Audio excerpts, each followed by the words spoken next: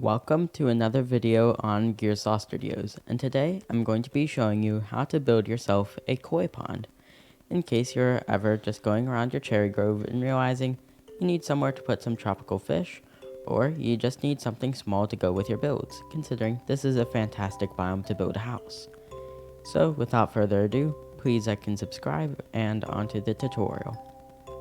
Our palette here is going to be pretty simple. We're going to be using cobblestone mossy cobble for the edges, some player built structures with dark oak and mangrove, but mostly just a bridge, and then a lot of fauna, along with some clay. Lily pads are strongly recommended, but those are optional. Then, get yourself a nice flat area inside the cherry grove, and make sure that this is inside of the cherry grove, or another similar biome. Essentially, if you're on Java Edition, build it somewhere with a unique watercolor, especially in warm oceans or lukewarm oceans if you make artificial islands. Then, start by making an outline of this.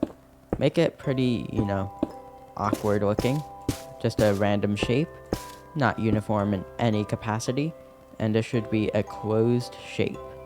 Once you have that, then it makes it pretty easy to start. Once you have a cobblestone outline like this, what you should do is replace some of it with mossy cobblestone and add a bunch of stairs and slabs to it. It's pretty hard to describe, but fortunately, I have done this way too much. So, here we are, and this is exactly what I want. You can see how we're alternating between mossy and normal, and although I don't recommend exactly changing between them, still, something like this would work, and you can see how there's a bunch of stairs, a bunch of slabs, and some lanterns around. The lanterns are optional, but I think they'd work.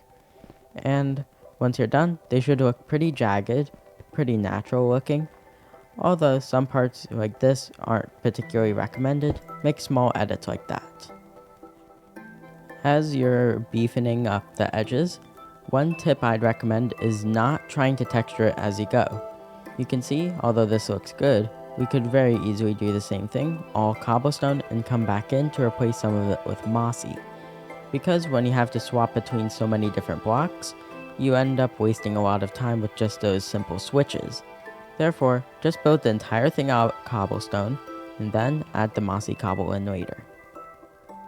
Now, we have our fancy perimeter with some mossy cobblestone mixed in. You can see it's now an alternating pattern. It's almost completely random. And on one part, two, I've flattened them out. This is where our bridge is going to go. But first, we need to dig out this middle part. Make the rocks go one block deeper into this, and then go another block deeper closer to the center, and then finally a third layer deep. The final 3 layers should be clay. With the rocks extending into the middle and a clay bed here, we can now flood the area.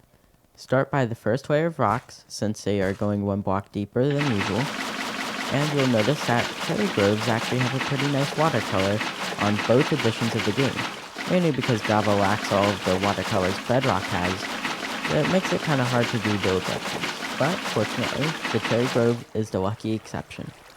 Fill in the entire thing with water, and once you have that, bone meal the bottom to add some seagrass to this.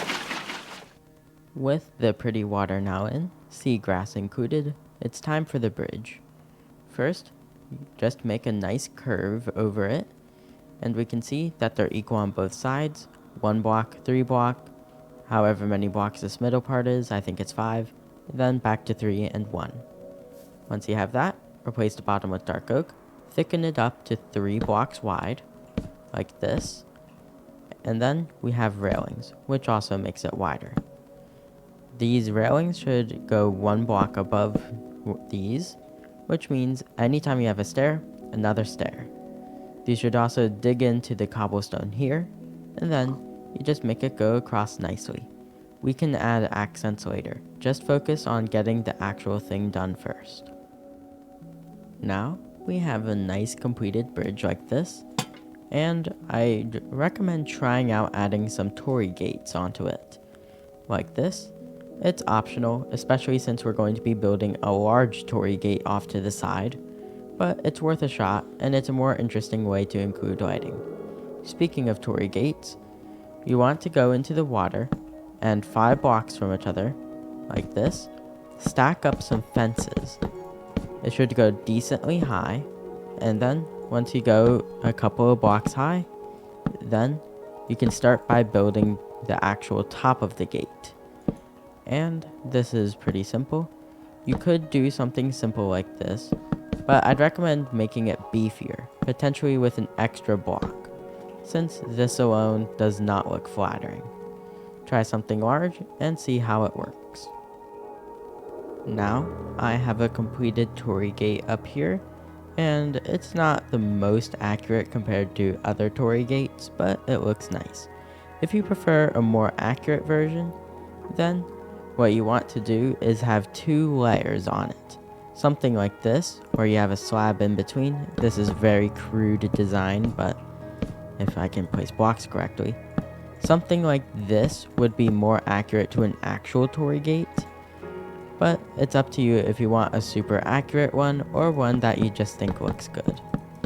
And if you want ones that are more accurate, potentially you could round off these ones with an extra layer, which I'm going to leave.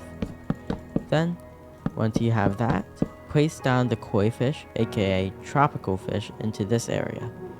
And there's nothing extra you need to do. Well, there is a couple more steps to this, but they're usually pretty minor. First, after you place down your tropical fish, some lily pads should be placed here.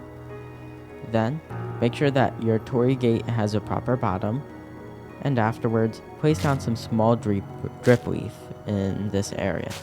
These can get kind of expensive, so it's completely okay if you don't want them. Although, if you don't have those but still want something other than lily pads, then big drip leaf work as well, since they can be waterlogged.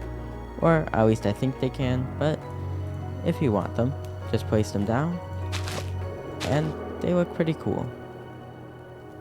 With the lily pads being replaced completely with drip leaf, this pond is now complete. It's a nice, relaxing area that fits into a cherry grove, and even if you aren't in one, fits pretty well in a lukewarm or warm ocean if you have an island there. And even then, the blue watercolor won't hurt the build too much, which makes this a nice thing, especially if you have cherry houses nearby, such as this one, or a smaller version that I've built recently over there. And you can see, looks nice from above, and you can even take a nice little swim in here. Although, be warned, very occasionally you might be able to find some drowned in here. But otherwise, this is a nice build, and I'd highly recommend building it. And with that, it's the end of today's video. If you enjoyed this video, remember, please like and subscribe, it really helps me out. Either way, enjoy the rest of your day. Gearsaw out.